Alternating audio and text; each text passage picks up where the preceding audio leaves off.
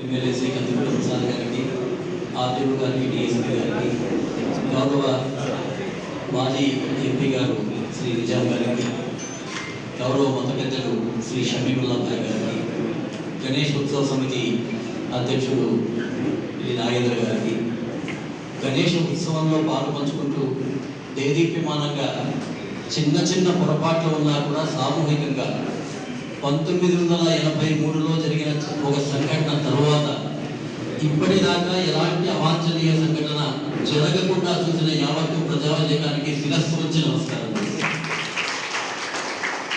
ఉత్సవం అనేటువంటిది వాస్తవంగా అందరికీ లబ్ధి చేకూర్చేటువంటి మానసిక ఆనందం కొంతమందికి, శారీరక ఆనందం కొంతమందికి, ఆర్థిక ఏదో మహారాజులు కానీ దేవస్థానాలు కానీ ఏదో వాళ్ళ యొక్క గొప్పతనం కోసం చేయరు.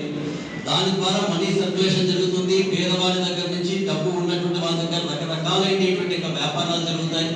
అందరికీ పండ్లు దొరుకుతాయి, పేదవానికి పట్టిన అన్నం దొరుకుతుంది. ఆ కాలంలో అంతా కూడా విగ్రహాలు చేసేటువంటి వాళ్ళకి అందించేటువంటి వాళ్ళకి రకరకాలైనటువంటి యొక్క మనీ సర్క్యులేషన్ జరిగి సమాజంలో ఒక మంచి జరుగుతుంది. కాబట్టి ఉత్సవానికి ఇప్పటి నుంచి గాను మన యొక్క ధర్మశాస్త్రంలో అనేక సంవత్సరాలుగా ఉంది.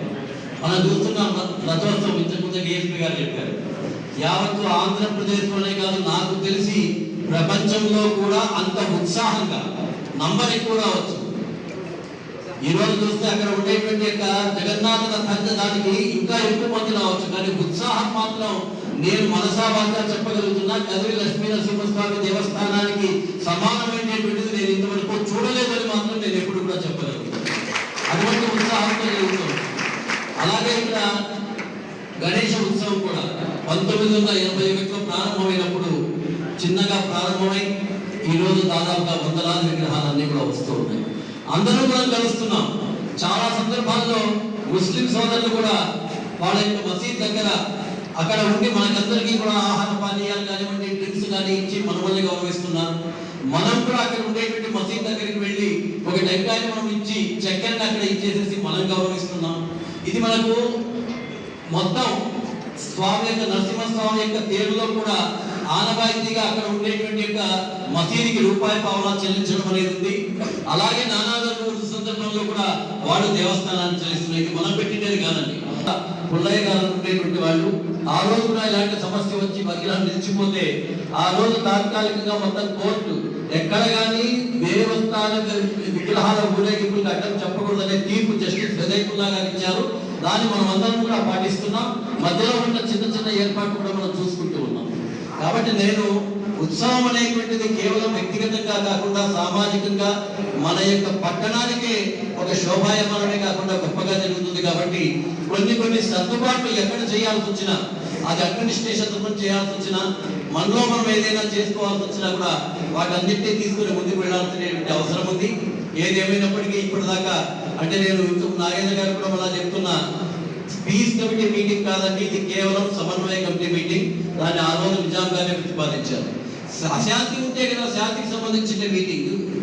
83 నుంచి ఇప్పటిదాకా అశాంతి లేనప్పుడు అశాంతి కోసం శాంతి కమిటీ ఎందుకు పెట్టారు? ఈ శాంతి కమిటీనే కాదు, సమన్వయ కమిటీ.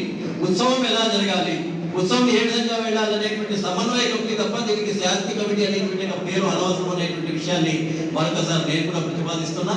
ఒకసారి అందరం కూడా ఆలోచన చేసుకుని, ఇప్పుడే ప్రసాద్ గారు కూడా అడిగారు ఏమైనా అవకాశం ఉందా అని. దురదృష్టవశాత్తు మనం గతంలో 5 రోజుల నుంచి ఫస్ట్లో మనము 5 రోజుల నుంచి మనం అనేక సందర్భాల్లో పెట్టుకుంటూ వచ్చాం. అంతకుముందు ఒకసారి 7 రోజులు కూడా మనం పెట్టాం, అదేదో శుక్రవారం వచ్చిందని. అయితే అప్పుడు మత పెద్దలు వచ్చేసి, అయ్యా శుక్రవారం అయిన తర్వాత మాకు ఎలాంటి అభ్యంతరం లేదు, మీరు నిరభ్యంతరంగా చేసుకోవచ్చని ముస్లిం మత పెద్దలు పెట్టిన తర్వాత మనం శుక్రవారాన్ని కూడా 7 రోజులు మనం పరిగణలోకి తీసుకొని అందరూ కామన్ గా వెళ్ళిపోతూ ఉన్నాం. కాబట్టి ఇక్కడ కేవలం మేనేజ్మెంట్ దృష్ట్యా డిఎస్పీ గారు కానివ్వండి, ఇంతకుముందు సిఐ గారిని కూడా ప్రసాద్ ఎమ్మెల్యే గారు అడిగారు.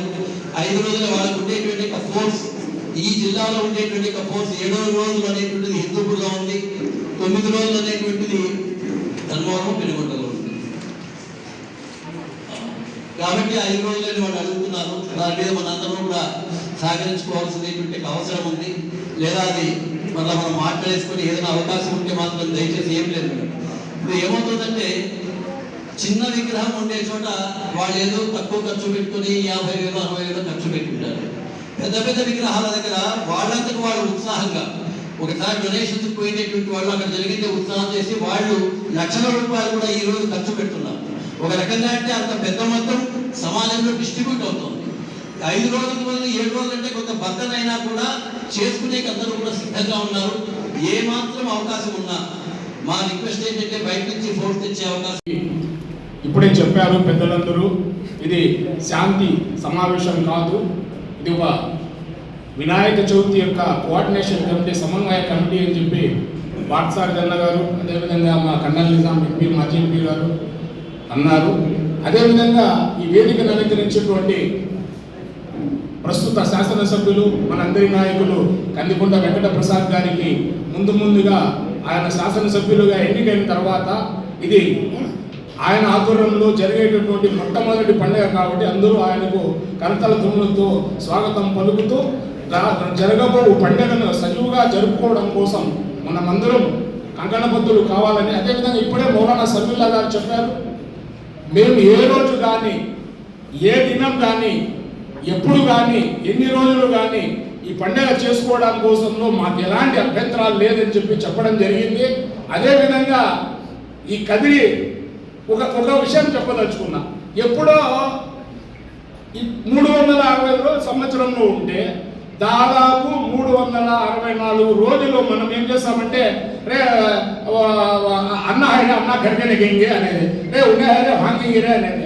కరెక్ట్ ఏదో ఒక సందర్భం వచ్చినప్పుడు రే ఉదర్నకోరే ఇదర్నకోరే అనేది ఎందుకు వస్తుంది ఇది అనేది నాకు అర్థం కాలే. మేము ఏ రోజు కూడా సంక్రాంతి పండుగ రాని, లేదా వినాయక చవితి రాని, లేదా ఏ కార్యక్రమం మన లక్ష్మీ నరసింహస్వామి తేరు రాని మేము కూడా పోతున్నాం. అదేవిధంగా బక్రీద్ రాని, రంజాన్ రాని, పెద్ద పెద్ద పండుగలు ఏదైనా వచ్చినా కూడా వాళ్ళు కూడా ఈద్ ముబారక్ ఇలాంటి కార్యక్రమాలన్నీ చేస్తున్నాం. మన మధ్యలో ఎప్పుడో 1983లో జరిగిన సంఘటన తప్ప ఈ మధ్యలో ఏది ఇప్పుడు దాదాపుగా 30-40 ఏళ్ళు అయినా కూడా ఇంతవరకు ఎటువంటి సంఘటన జరగలేదు. కాబట్టి మనమందరం ముందు మాదిరి కలిసిమెలిసి అన్నదమ్ముల మాదిరి చేసుకుందాం. మీ కార్యక్రమానికి మేము వస్తాం, మా కార్యక్రమాలు కూడా మీరు రండి, కలిసిమెలిసి అన్యోన్యంగా ఈ పండుగ జరుపుకుందాం.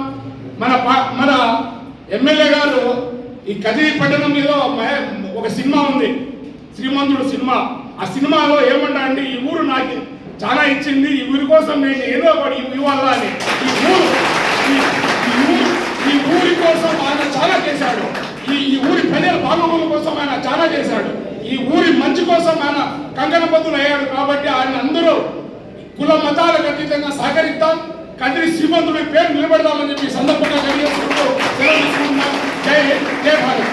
అలంకరించినటువంటి గౌరవనీయులు మా గౌరవ శాసనసభ్యులు శ్రీ కందికొండ వెంకట ప్రసాద్ అన్న గారికి, మాజీ శాసనసభ్యులు శ్రీ ఎంఎస్ పార్థసారథి అన్న గారికి, మరియు ఎక్స్ఎంపీ నిజాం అన్న గారికి, మౌలానా సమీవుల్లా సార్ గారికి, మన గౌరవ డిఎస్పీ మేడం గారికి, గౌరవ సిఐ సార్ గారికి, ఇక్కడ విచ్చేసినటువంటి వివిధ శాఖల ప్రతి ఒక్క అధికారికి, మరియు వినాయక భక్త మండపాల సభ్యులందరికీ ప్రతి ఒక్కరికి మా హృదయపూర్వక నమస్కారములు తెలియజేసుకుంటూ ముఖ్యంగా 2 మాటలు నేను ముగించేస్తున్నాను.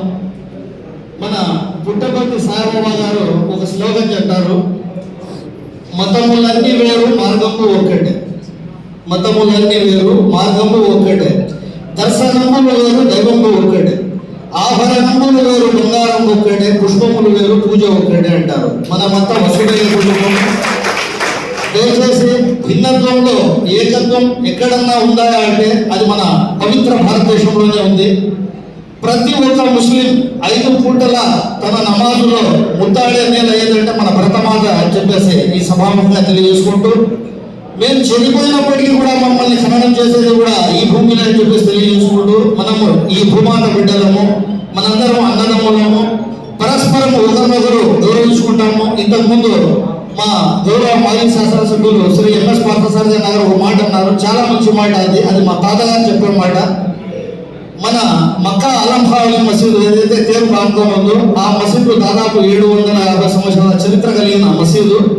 అదేవిధంగా ఖాద్రి వృక్షం నుండి ఉద్భవించే స్వయంభూ అయినటువంటి శ్రీ లక్ష్మీ నరసింహస్వామిని కూడా దాదాపు 800 సంవత్సరాల పైచిలుండే అని చెప్పి తెలియజేసుకుంటూ అప్పటి మన ముత్తాతల తాతల గారు కూడా ఒక కట్టుబాటు అనేది పెట్టినారు. రంజాన్ నెల ఏదన్నా వస్తే మన దేవస్థానం వారి తరపు నుండి ఆ డబ్బులతో మసీదుకు సున్నం వేయించడం అయితేనేమి, ఎవరైనా ఉపవాస దీక్ష విరమణ అప్పుడైతే అవి మట్టి పాత్రలు ఇఫ్తార్ కోసము పంచేది మన కుమ్మరి సోదరులు. ఇటువంటి కట్టుబాట్లు మరియు మన లక్ష్మీ నరసింహస్వామి తేరుకు ఏదైనా మరమ్మతులు ఉంటే అది ముస్లిం కొలి కంపెనీ వాళ్ళు ఈ రోజు వాళ్ళకు భత్తాలు పంపిస్తారని చెప్పేసి కూడా తెలియజేసుకుంటూ, అదేవిధంగా మన లక్ష్మీ నరసింహస్వామికి అంకురార్పణ జరిగేటప్పుడు మన ఆలం కావలి మసీదు నుండి పట్టు వస్త్రాలు తీసుకొని పోయే సాంప్రదాయము అది జరిగిందని చెప్పేసి స్వభావంగా మరొక వారు మీ అందరికీ తెలియజేసుకుంటూ, ఎప్పుడో ఏదో దురదృష్టకర సంఘటన జరిగి ఉండవచ్చు, కానీ మా ఊరు ఎంత పవిత్రత అంటే ఒక హిందూ ముస్లింని రేలో ఆడిపోతాను అంటే మామ ఇక్కడికి పోయేసానంత సంస్కారం ఉన్న ఊరు మధ్య చెప్పేసి తెలియజేసుకుంటూ, మనము రాబో భావితరాలను కూడా మనం ఆదర్శంగా ఉంటామని చెప్పేసి ఈ సభాముఖంగా తెలియజేసుకుంటూ, ఈ అవకాశం ఇచ్చిన పెద్దలందరికీ మరొక మారు మనస్ఫూర్తిగా నేను కృతజ్ఞతలు తెలియజేసుకుంటున్నాను. నమస్కారం సార్.